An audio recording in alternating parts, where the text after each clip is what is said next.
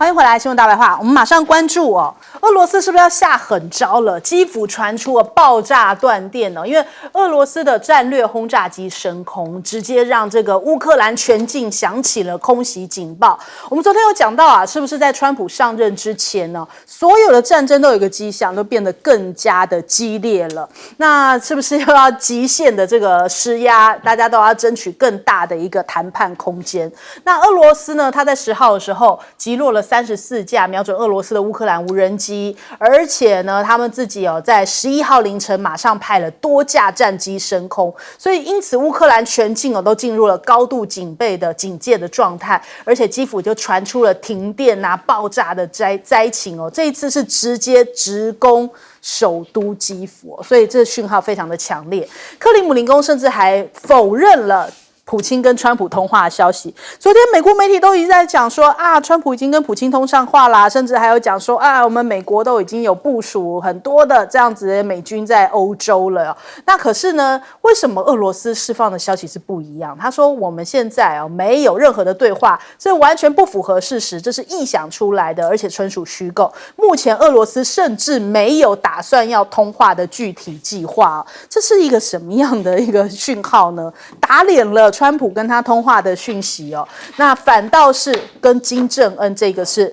实锤，这个俄罗斯跟北韩的共同防御条约现在正式批准了，现在正式签下去了。也就是说，接下来双方遭受到武装攻击的时候，都会相互协助。目前这一个朝鲜他们已经派出了5万人要来攻打库斯克州，也就是本来被这个乌克兰攻下的俄罗斯的一个州。那乌克兰还有这个公布说北韩的一些对话，比方说包含了1212等我我收取海狗讯号老四快点回来这些内容都是他们的一些广播暗号。甚至修理工呢，就代表说需要赶快回到部队基地所以代表说北韩已经正式参战了。那南韩也很紧张，他就说现在北韩发射的新型洲际飞弹恐怕已经是有俄罗斯的技术支援，也就是说现在俄罗斯跟北韩绑得越来越紧密了。共同防御条约之外，是不是洲际飞弹的技术也已经支援到了这个北韩这边来，大要紧了。那再来，川普是不是打算要抛开乌克兰？他的长子小唐纳出来讲话，他那边 Instagram 发了一支影片显示出来泽伦斯基跟川普泽伦斯基不太高兴上面的文字讲说距离失去津贴还有38天，在这样子就是很有川普的这种嘲讽的语调在跟泽伦斯基讲话。泽伦斯基当然了解他所以为什么现在就是很头疼这件事情他说只有结合实力与外交才能实现和平因为如果没有实力，外交其实没有前景。也就是说，是不是态度上面有一丝丝软化？就是他担心是不是就算和谈，那如果没有人有一些担保的话，接下来这个外交还是没有一个清晰，就是有一个担保。那他们现在这种状况怎么样还能够抵挡俄罗斯呢？那现在目前拜登卸任之前加快兑现军援承诺因为其实泽伦斯基之前就吐槽，就说你答应我的事情你只给了10%，所以现在要促使拜登要赶快把之前承诺的通通送上。华府的高官就讲说，现在五角大厦交付了500多枚的这种拦截导弹那它可以用于爱国者防御系统以及这个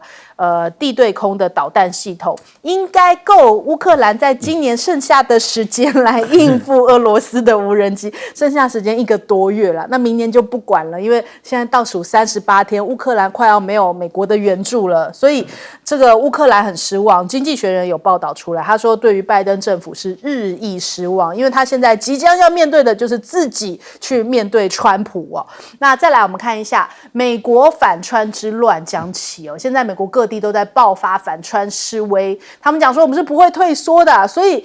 感觉上面虽然现在获得压倒性胜利，但是呢反川的力量却是正在集结，正在扩大，要站出来反弹那还有加州呢，甚至带领着大家说，这个纽森讲我们呢不会袖手旁观，就如果川普影响到加州的自由的话，我们一定会给予一些这个抵制，就是我们现在要来立法抵制川普的施政。那加州要独立了嘛？加州打算要自成一格了嘛？所以这真的是一个美国在内部分裂的消息哦。那川普也酝酿要开除大批联邦的公务员，因为马斯克讲说，这个效率部呢这件事情啊，他其实在竞选过程期间讲说要大量的解雇联邦政府里面的无党籍雇员呢，并且呢，马斯克就要成立这个效率部来大幅削减联邦政府的支出。这个言论出来，其实让在联邦工作的人十分恐惧，感觉快要失业了，打算要透过工会来跟川普进行抗争。但是现在美股却出现了川普行情啊，那受惠的是谁？受惠的是比特币创下新高，还有特斯拉涨翻了。那我们来问一下帅将军怎么看？其实俄罗斯加大这个力道去打乌克兰，是我们早就预料到，因为大选完了以后，俄罗斯必须要趁这个空档，美国权力交接的空档，他要取得最大的战果。那前一阵子，俄罗斯主要是靠155大炮在战场上取得优势，现在呢，俄罗斯是靠空军，因为乌克兰没有空军，所以它的空军呢可以带着重磅的炸弹，加上滑翔炸弹，可以飞120公里，造成乌克兰大量的伤亡。所以美国急了才准备要给500个防空飞弹嘛，这个问题就是说一物克一物的来，那拜登搞这个名堂也是有阴谋的。你川普不讲1天就结束战争吗？我让乌克兰再撑2个月，再撑几天，就是打脸川普啊！你吹牛，到时候民主党将来也可以拿来批评川普的一个口实了。那乌克兰当然急了，这个要有外交的保证，他现在已经没有退路了，所以还在拉拢欧盟的国家来替他声援。但是欧盟早就已经没太大的兴趣了。对，现在问题就是川普跟普丁2个人搞得怎么，结果是什么？那这个被侵略的这个乌克兰占领的土地现在已经形成合围之势。他原来3-4万人呢，打的差不多只剩不到1万人，就伤亡2-3万。所以这个东西，俄罗斯绝对不容许我在停火谈判之前，你还占有任何1寸俄罗斯的土地，因为你是拿来交换的，我不跟你换了，我就是说，我现在占有的土地都是我的，你侵略到俄罗斯的这个地方，我也把它拿回来。所以这个状况对乌克兰的形势是蛮紧张的。那川普的儿子讲那个话也很现实。那现在俄罗斯做这些事情呢，他刚制造一个氛围，我现在猛攻，川普又断了你的后援，欧盟也拿不出钱来支持你。欧盟现在也快解体了，德国这个肖兹内阁也垮了嘛。法国是口惠而实不至嘛。其他欧洲国家根本没有实力嘛。所以这个问题就是说，他今天又去轰炸你基辅，等于给你下最后通牒了。你不要怪我，到时候我占领你的首都那就不是那不是弹劾了，那是投降了。所以他制造这个氛围，美元断了，俄国攻势的不断，加强歼灭乌克兰的部队，然后轰炸你基辅。你把这4个东西包在一起看，就是人车司机最后在城下之谋，没有谈判的条件。这就是俄罗斯很在营造这个氛围了，就是说你的士兵没有斗志，老百姓也承受不了这么大的伤亡。你这个人车司机不管什么顺利计划，什么民主价值这一套没用，所以这个环环相扣了。它其实每一个军事行动背后都有政治含义的，所以你可以看出来，武器哪样有用它换。另外我还讲一个，刚刚前面讲的珠海航展，我补充2个点。美国的 F-22因为太贵才停产，它发展的6代机就是减掉很多贵重的装备，换句话说，性能不可能超过 F-22，跟你歼20对抗可能更吃瘪。为什么没有钱了呢？因为美国的 F-18大黄蜂全部要退休。大黄蜂是美国11条航母上的主力机种，已经到了非退不可。你想想看，你要拿 F-35B，你要花多少钱？9000万美金一架。所以这个问题就是说，美国空军真的没钱了，6代机减项来生产 ，F-18到现在要换没能力换，所以将来2个国家的空军的战力比只要歼35A量产达到一定的目标，优胜劣败已经出来。好，请教赖老师。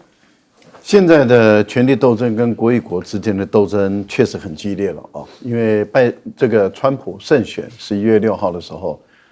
泽连斯基好不容易跟川普打上电话了，他本来一直希望说能够亲自飞到美国去见川普啊，那没有同意，后来有通上电话，通完电话以后，泽连斯基对外发言说川普挺乌克兰啊，接着我们就看到另外一个现象了。就是乌克兰用了70几架无人机去攻打莫斯科，俄国的首都，3个机场就紧急的停飞啊，然后拦截这些无人机。那当然，第二天传出来的就是11月7号说川普跟普丁有通上电话，所以是泽连斯基先通，然后接着传出跟普丁通，接着之后就传出说这个。川普支持乌克兰，接着我们就看到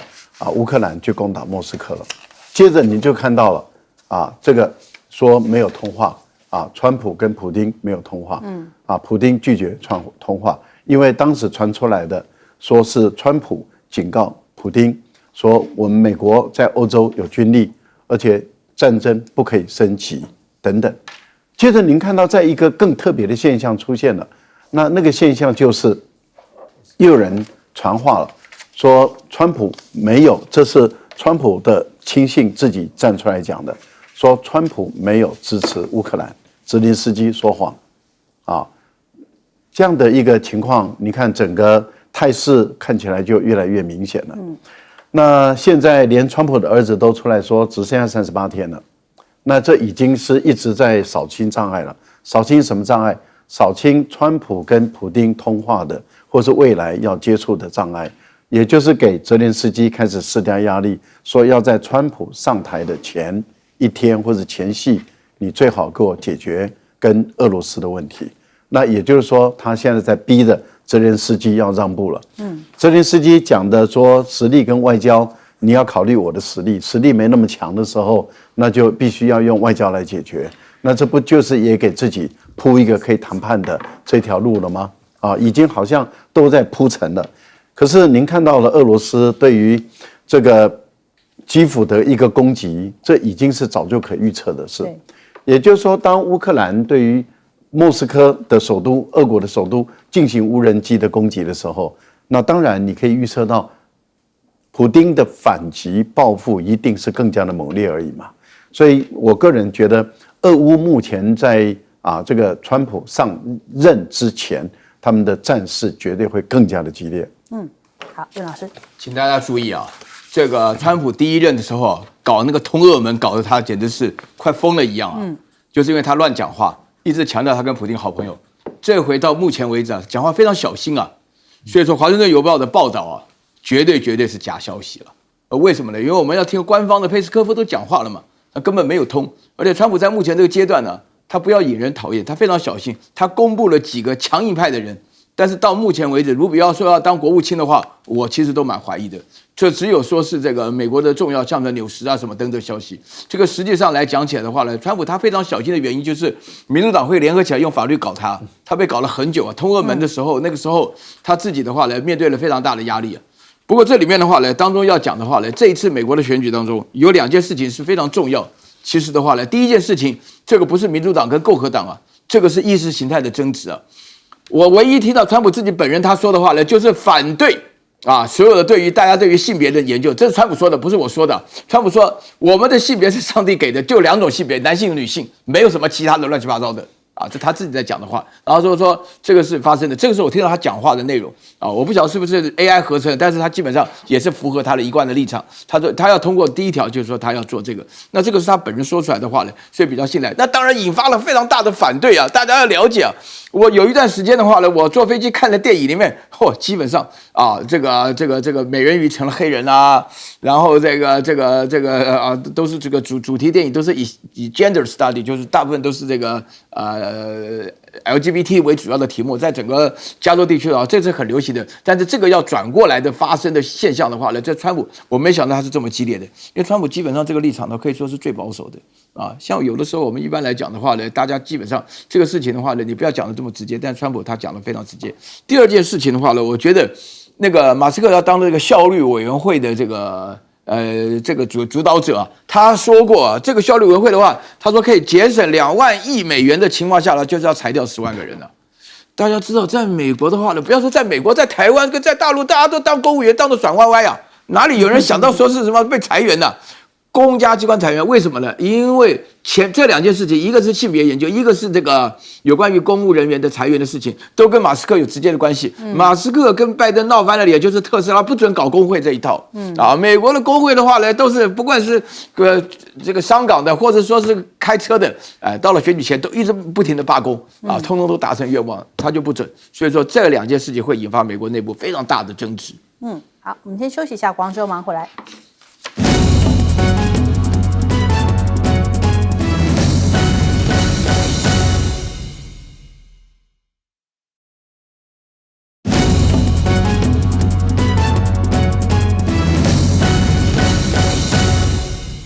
好，美国的晶片战又再度升级嘛，因为他们现在是说要下令这个台积电要中断提供这个 AI 晶片哦，但是显然这个反应真的超出美国预期哦，反倒让中国大陆的半导体指数飙到了3年新高哦，也就是说你越打，可能中国大陆他们就现在加快晶片的制造工作，所以让他们的中证半导体指数哦，在周一的交易上涨了6%，写下了2021年12月以来的最高水准。那这样子的影响到底大不大呢？你看到很多的这个像是一些美国的媒体啊，他们就报道就说这对阿里巴巴、百度啊，这造成非常严重的影响啊，因为他们都是有大量在使用台积电7奈米的这种昆仑2代 AI 的处理器哦。那可是你看欧洲真的是坐不住了，他们说这个包含意法半导体的执行长、英飞凌执行长，还有这个恩智浦执行长哦，他们是来自于说这个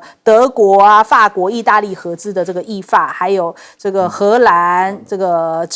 恩智浦哦，他们这几家公司就说，这过去10年来真的是因为民族主义哦，让他们一直在处于受害情况下。言下之意就是在抱怨美国啊，你一直在那边打中国大陆，那他们也生意都不能够做了。那川普上台哦，其实美商更害怕。根据这个商业内幕的报道说，其实现在很多的美商哦，在狂抢中国大陆的产品啊，讲说这个因为接下来要限制了嘛，那显示出来中国大陆的海关哦，这边数据显示10月份中国大陆出口同比增长了12%，创下2年来的新高啊，这最快的一个增长速度。接下来可能还会有一波，在川普上台之前，11月、12月、1月，那可能都会是他们的这个要赶紧囤货的一个季节。那再来，欧洲不是也是跟着美国一起来限制中国大陆嘛，在提高电动车的关税。所以在上个月的11号，其实大陆的商务部就对于欧盟的白兰地实施了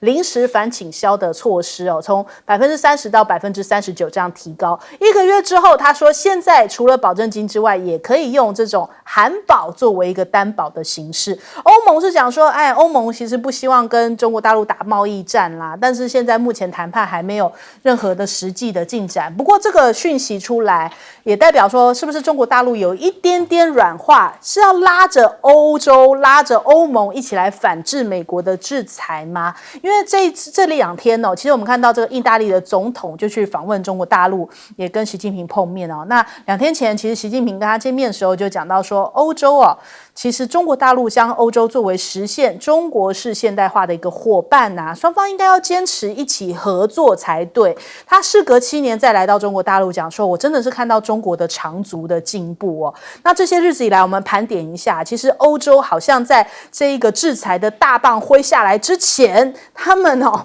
不论是之前还是之后啦，他们都陆陆续续自己分别来跟中国大陆见面，就是这不是我们愿意的哦。然后你看肖兹、马克宏也在4月时候来，9月份的时候西班牙、挪威来，那再来芬兰的总统也是来，再来现在是意意大利也来哦，所以他们都不希望说真的跟中国大陆打坏这样子的一个贸易往来关系哦，不得不现在是美国压着他，所以中国大陆想要运用他们把它反过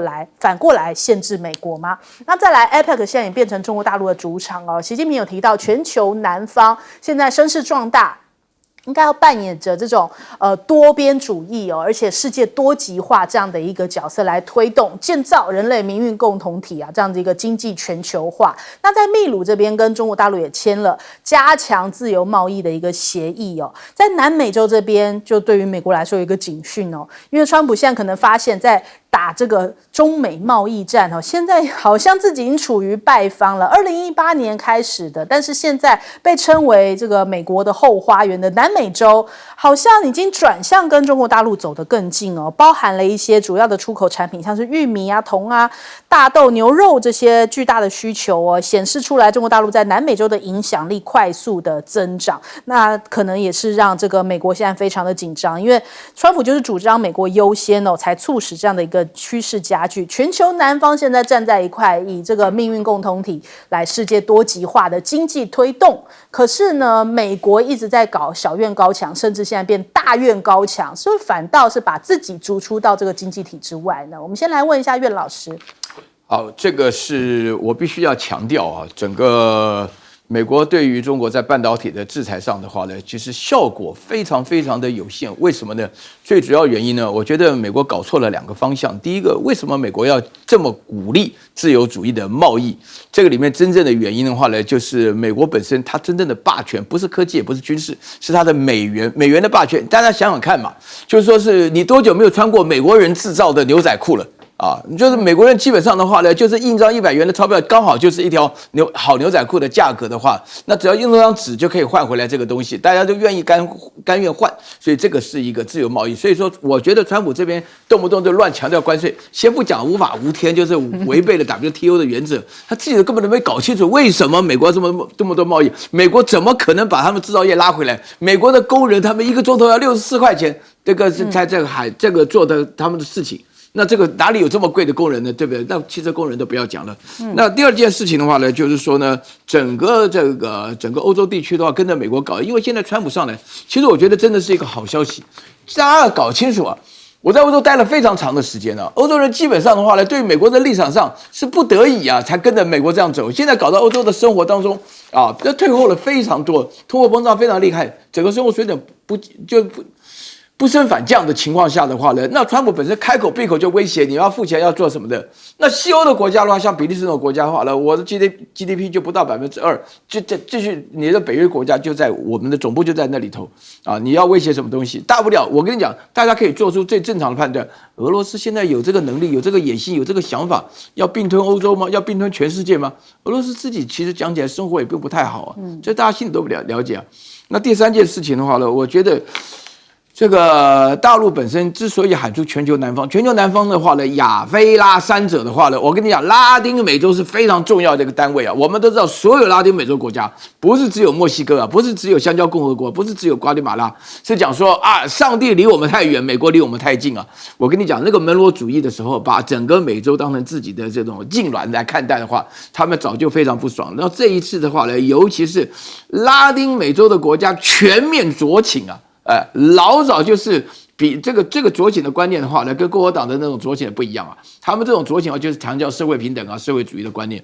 那他们基本上就是在整个政治思想上跟着美国倒着干。那美国的话呢，对他们动不动就是为所欲为，动不动就制裁的情况下，很自然的这种全球南方的国家会走上非洲跟中国的一条道路，就是大家一起办和平论坛。所以从这个角度来讲的话呢，亚非拉。就是亚洲的东南亚国家里面，中国的地位很明显。非洲国家前阵子刚开完了和平论坛，也非常明显。那拉丁美洲的国家的话呢，但是拉丁美洲国家最重要的是锂矿啊。锂矿的话呢，除了这个 ABC 啊，就是说是他们的锂矿都非常丰富啊之外，还有最重要就是秘鲁本身的锂矿也非常大，而且最重要的部分是他们都很愿意跟中国合作。所以我不太能够看得懂美国在制裁中国一国的话，会不会引火自己，焚到自己啊？好，请教赖老师。台积电被美国搞得他的生意做得很辛苦啊。那台积电不是美国的啊，它还是我们台湾的嘛哈，中华民国的台积电啊，但是被美国这样整得一塌糊涂。欧洲的这些半导体的公司也是一样被美国整得一塌糊涂，但这些公司都不是美国的，可是他们因为害怕美国，所以都被美国干扰了，对，也都被美国牵制住了，那他们的公司的利益都受损。刚开始的时候确实给大陆带来了很多的困扰也很多的麻烦，但是这些困扰、这些麻烦、这些问题终究解决了，一个一个在解决，有的还在解决中，但是它也让中国大陆的半导体比以前更加的强大，然后它的生产制造量，还有就是说它的能量它是越来越强大，然后到最后它会发展出可以跟台积电、可以跟三星、可以跟欧洲这些半导体的制造商跟代工厂可以竞争了。那中国大陆就最终就会从设计一直到制成品是一条龙全部都完成了。而美国没有，美国有设计，没有制成品；台积电有制成品，没有设计能力。而中国大陆从设计能力一直到制成品全部都有了。那有人讲说，那它的这光刻机呢？大陆到最后连半导体的生产设备也都能够制造出来了，那是只是需要时间的问题而已。那换言之，也就是美国越打压，只有让中国大陆越强大，而中国大陆的强大却是整个体系的强大。对，而美国以外的，也就是说除了中国以外的所有的国家，它的半导体都是不成体系的。例如说台积电做代工，日本跟荷兰做这个设备，美国做设计，那么日本还有一些原料，都是不成体系的，而中国大陆成体系。不成体系的国家怎么跟一个成体系的国家来竞争？所以我个人认为，这些国家如果这些企业的老板跟他们的政府如果脑袋还不清楚的话，最终他们都会被逃出于被抛在后面美国为什么他的进口商会慌、会乱、会着急、会拼命狂订货？就是因为有需要嘛，而且他不得不需要嘛，而且他知道无可取代、无可替代，那因此他预见川普如果给中国大陆课60%的税，而他无可取代、无可替代，所以他干脆就拼命下订单嘛，先囤货再说。这代表什么？中国的产品输往美国是无可取代的。那你川普，你今天是跟美国的老百姓对着干，然后经济学家已经算出来了，你一旦实施60%的关税，美国的中等家庭的人每一年的收入就大大的减少270块美元到3500块美元，这不是少数字好，请教税将军。让我们看这个大国相争现在看出一个基本态势。那美国想把持西方，包含欧洲，那么中国呢就往南方世界。那这两个的优劣比一下，美国把欧洲还要加关税，欧洲的经济也不好，再加关税，美国的手上的武器就是一个是军事强大，第二个就是金融，玩这个钞票制度金融制度。那欧洲这些国家呢，要想求生存，他还要跟中国大陆打交道。虽然表面上配合美国反关税，骨子里一个一个跑到去跟中国大陆去沟通。那中国大陆眼睛不只是看欧洲了，因为以前着眼一带一路目标是欧洲嘛，可是最近现在一个趋势，南方国家，跟中亚国家，这些国家都有很丰富的天然资源，缺少资金，缺少技术，缺少人力去开采。那中国大陆的强项就是说，我出产的东西价廉物美，你们自己去选。我能给你的资助是技术资助、资本的投入、技术的资助，把你的矿产弄出来，经济就更繁荣。所以这两相对比川普忙在修理美国内部，他向外扩张没有办法了。他除了加拿大以外，他没有什么地方市场可以在。他自己后花园中南美洲都已经倒戈了嘛。中东战场是因为你支持以色列，中东的这个市场也差不多。中亚在俄国跟中国合作之下，这几个国家丰富的矿产但是没办法开发。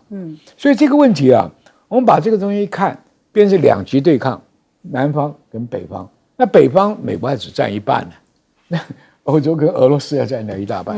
所以我们看这个大国博弈将来未来发展的趋势来讲，美国不占上风啊。因为美国川普的想法，我再次强大以后再出来，但是你有搞孤立主义，你欧洲那些小朋友已经被你搞快死了。对，那个德国的崩盘，法国、他们意大利都要跑去跟中国打交道。就是说你这个小院高墙，我们另辟途径了。另辟途径，大家都要活嘛。对，大家都要有经济能赚钱养活自己的国民嘛。这个没有，所以川普时代叫什么民主价值、自由价值那一套，被普丁跟川普狠狠打脸啊！你没有实力，你谈什么啊？以前靠这个价值观念联盟已经破了嘛，对不对？那德国去玩这个价值联盟，玩到自己肖兹都下台。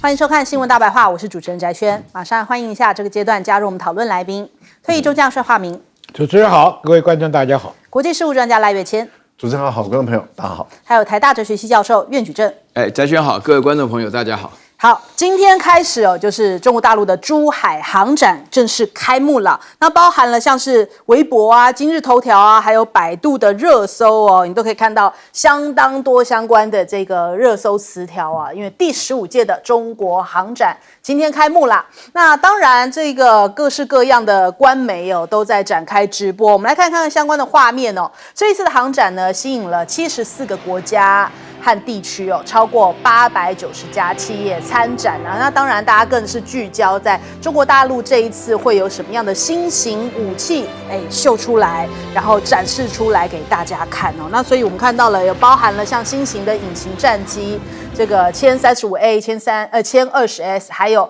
海军直20的舰载型直升机多种多款的这个机型重磅亮相。中外的飞行表演队上演了空中芭蕾，还有多型的运载火箭，现场还能够偶遇一下这个无人炮打无人作战艇这些未来的武器装备。人家说科技感拉满，真的展现出来这个大国军事的实力那其实呢，这次的珠海航展他们讲说有非常多的显眼包，还被做成了这样的9宫格3款隐身战机齐聚一堂，还包含了这个红19这个红旗19还有这个无人机的真机这个彩虹还有这个我们看到这些歼35A 也是首次的同框。那这样子的一个9宫格让大家看看包含了歼35A、歼15T、歼15D 首次的这样3款的隐身战机齐聚一堂，甚至还有越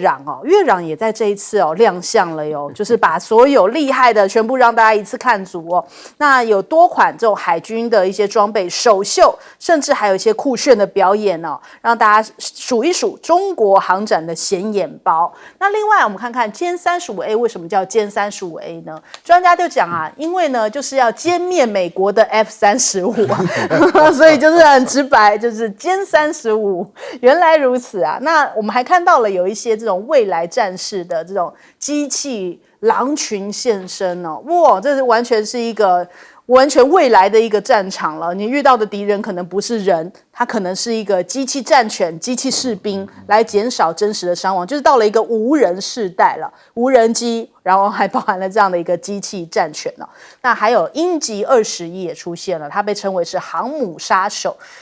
他这次也是在珠海航展里头亮相那他们这个中国大陆的官媒也公开这个发射的画面。那这次珠海航展是由这个轰炸机这挂载亮相，显示出来对于美国反介入战力的一个展示。那当然呢，其实包含中国大陆很关注，我们台湾其实也非常关注这一次有什么样的新型武器可以展现出来说，现在中国大陆的军事进步到什么样的一个程度，各国也都很关注。你看到这次绍伊古抵达中国大陆，也即将要去珠海航展大陆的专家就讲说，这次呢，其实就是展现出来，不论国际形势是怎么样的一个变换，中俄都是保持高水准战略互信的军事合作的讯号。那更不要说这个沙国更期待了，每次航展就是沙国的双11我们来看看相关的画面因为这样沙国的一些官方团他们都已经开始这个组团出现在沙国，甚至还有这个 VVIP 的车专门把他们这个载进会场所以他们其实每次都是来这边哇，这个双11挑选一下有哪些新的武器设备啊、新的战机啊要来带回沙国。他们现在进入到欢乐买模式，这就是这个另外一个花絮哦。那还有，这个苏57啊，我们就讲到说，这次俄罗斯的战机有来，就是这个苏57、苏凯57哦。那这个飞行员也被人家拍到这一幕，他来哦，他除了要表演之外，他手上还拎了好几袋，因为他自己先逛了一下，他手上拎的是什么？歼20战机的模型，还有歼35的模型哦，所以他也化身为这个中国大陆的这个军机的这个模型迷哦，他也带了几个伴手礼要回去。那再来看一下，同一时间哦，其实中国大陆又出手教训这个菲律宾嘛，说黄岩岛其实只是个开端，现在真正的关键是在争夺仁爱礁哦，因为不排除要采取强力手段让这个菲律宾离开。那俄罗斯跟印尼的海军也正在进行联合的军演，进行这种反恐演习。那还有呢，有卫星照出来说，中国大陆现在是不是在打造要研发核动力航母哦？根据这个卫星图里面看起来，就是中国大陆在四川这个乐山市这边有一个陆基型原型核反应炉哦，首度证实中国大陆正在努力成为继美国和法国之后世界上第3个拥有核动力航母的国家。那试图要把任何的一个势力哦，这逐出第一岛链之外嘛。那首先我们来请教一下帅将军怎么看？今天看这个珠海航展呢，我们很感慨啊。回想70年前中国建国的时候，毛泽东在天安门要宣布这个中国站起来，他们那个时候内部很紧张，怕台湾派飞机去炸，那高炮司令啊，搞了这个忙了好几天。就是那个时候我们的空军实力啊，可以到北京丢传单，到内陆丢传单，什么都可以做。现在一看呢，那真是解放军的这个空中战力啊，可以讲各款式、各形式、各种功能的战机通通到齐。你看这个预警机看很远，很早就收缩目标，指挥打仗；电战机可以干扰人家的电战，啊，那么下面就歼20打人家的空军的拦截机，踹开大门，空中制压制空；歼35就对点目标的精准打击，后面就是轰20的全面的轰炸，再加上未来的无人机，再加上机械狗。我们现在机械狗地面是不谈，空中战力里面有了这个长程的这个飞弹以后，它的打击面更远。换句话说，它除了东风系统的1500里、4000公里的这个巨子线以外，由于航母带的舰载机可以向外又扩张1000公里，就换句话说，接战的空间越长，接战的次数越多。以前我们为什么淘汰66火箭弹？它只能在200公尺以内打。为什么要买托斯飞弹？它可以在3800公尺打。那你还有打第2次机会、第3次机会。你短距离的话，你只能打1次机会，人家冲到面前来。所以中国大陆的防卫思想，它尽量向太平洋里面去扩张它的战略纵深。换句话说，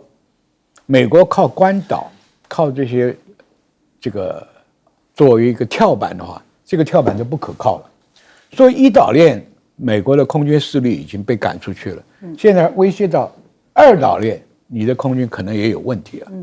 所以这个东西啊，它唯一的一个缺点就是歼35A 现在正式成军，但是它还要量产，因为美国的 F-35有2000多架，所以在这个数量上还要花一段时间。那么这个全战力啊，可以讲跟美国相等，甚至于因为它是后发先至嘛，它每一样武器的设计、雷达的设计、飞弹的设计、飞机的推力都要比你对手要高一点，推力吨数要大一点，速度更快。那么飞弹射得远一点，它就可以先下手。雷达看得远一点，先发现目标。这就是解放军建军的一个概念。那以前美国有一句口号，What I can see, what I can hit， 只要我能看得见，我打到。现在是人家解放军是 What I can see, what I can hit，and 我还可以 long range， 比你打得更远一点。所以这个建军速度之快啊，这个我们看这个航展就蛮感慨的。就是说，他大量培养大学硕士、博士，然后从理论到实践，到生产，到研发，他这几年算是喷井式的发展。所以美国空军也蛮紧张，就是说你面对这个，他拼命要搞6代机，你在搞6代机，解放军也在搞6代机，所以这个军武比赛啊，那高下已经可以看得出来。第二个，这个展览呢，就是一个大的推销的市场。那每个国家都希望自己的飞机来这边能够做一个销售。那虽然有的性能比不过老共推出来那几款新的，那高端的买不到，中端的我可以买吧。你说沙烏地阿拉伯他们来，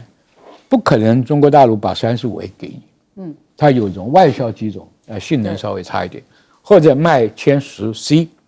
所以这个东西啊，所以俄罗斯飞机也要来啊，它也可以在这个地方推销出去。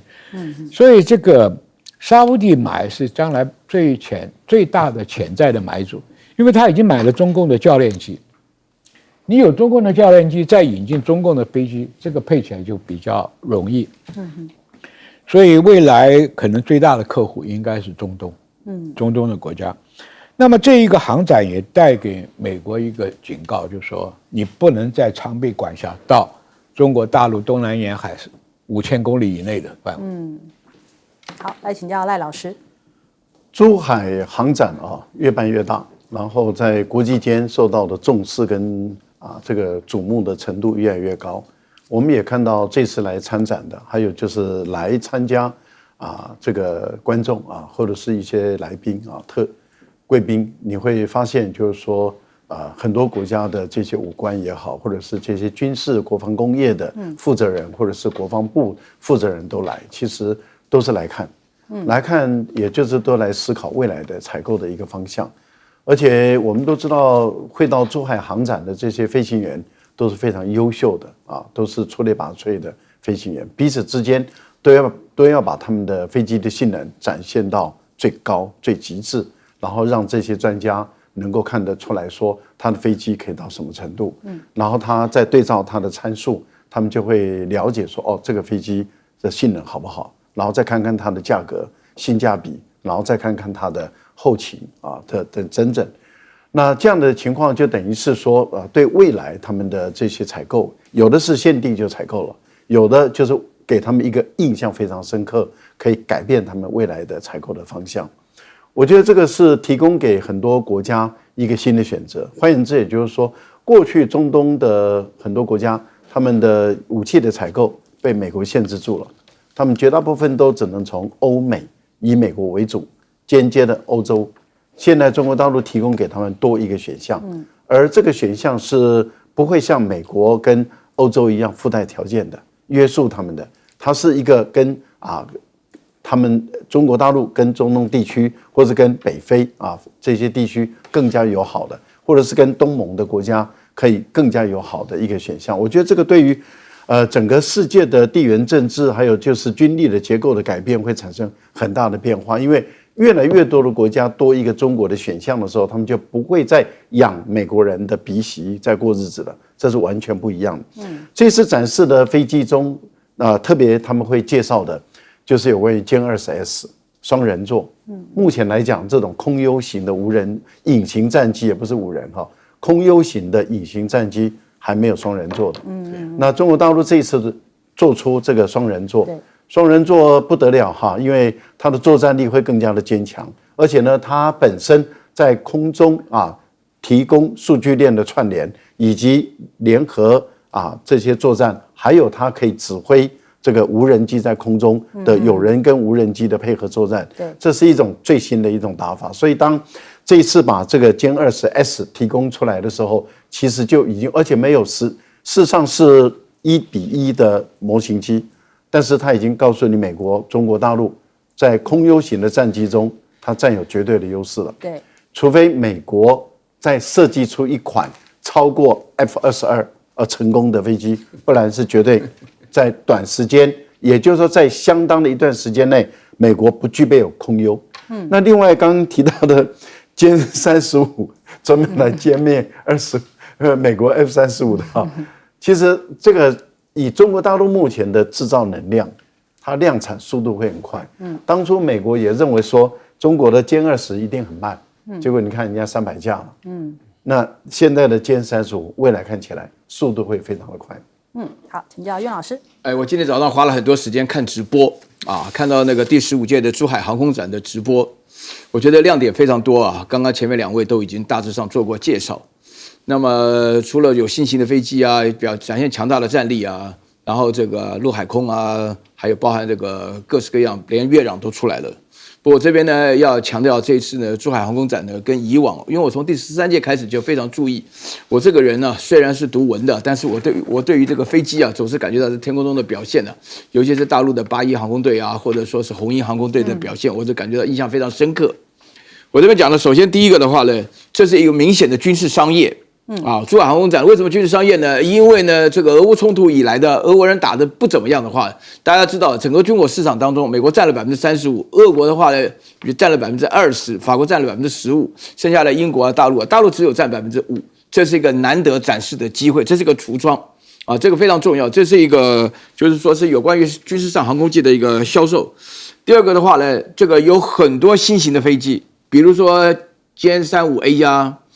比如说是这个直20啊，还有比如说是9天的无人机啊，空中航母啊，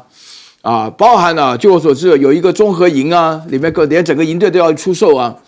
这个基本上的话呢都是最精锐的武器。以往啊，这个我所了解的大陆对于自己的新型的武器啊，不晓得是基于保密的关系呢，还是基于什么特别的理由啊，都藏着掖着。但是这一次的话呢，就整个开放让大家来选购、采购啊。这次这个航空展呢，其实讲起来叫做航空商展呢，就在卖飞机的啊，有些中东大佬啊，他们过来啊，就是指定。那这个当中为什么要特别促销这个呢？我告诉大家一个非常重要的讯息，就是美国的武器啊，自从以色列发生了那个传呼机跟那个对讲机的爆炸事情以后啊，大家发觉啊，那不安全了。不安全的话呢，找到安全的一定要找美国对手啊。那美国对手当中又强的话，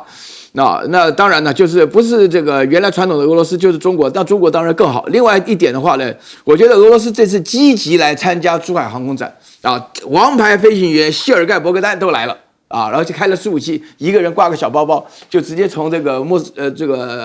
就应该是从苏俄吧，就是俄罗斯飞到太原，然后加了油，就直接飞到珠海。另外的话呢，俄罗斯本身来讲有非常多的表演队啊，也都在一起。我觉得这里面象征了一个非常重要的一个讯息啊，就是这次珠海航空展呢，可以说是中俄联手，然后再进行这种促销。大家要知道，那个绍伊古是非常有名的人啊，原来是国防部长啊，他是非常非常知名的人士啊。那么他本身的话呢，也有这么具有点东方特色了，唐努乌梁海的人嘛，所以说呢，这个他能够到达，也展现了一个非常非常重要的讯息。另外，我觉得有2点是非常要值得提一下哈，就是说是有关于这个中国在南海对待菲律宾的态度啊，我在这边非强调哈，这个所有的国际纷争，不管纷不纷争啊，只有靠实力。讲其他的，讲人情啊，讲面子都没有用啊，就是要靠实力。然后另外的话呢，我觉得大家注意消息，这个有关于这个第4艘核能航母的位置点，在四川省的乐山乐山大佛的乐山非常奇特的讯息。因为大家都知道，四川是个内陆省，乐山又是内陆中的内陆，所以说它出现这种情况，大家拭目以待，看看它的发展中间的玄机。好，我们先休息一下，广州马上回来。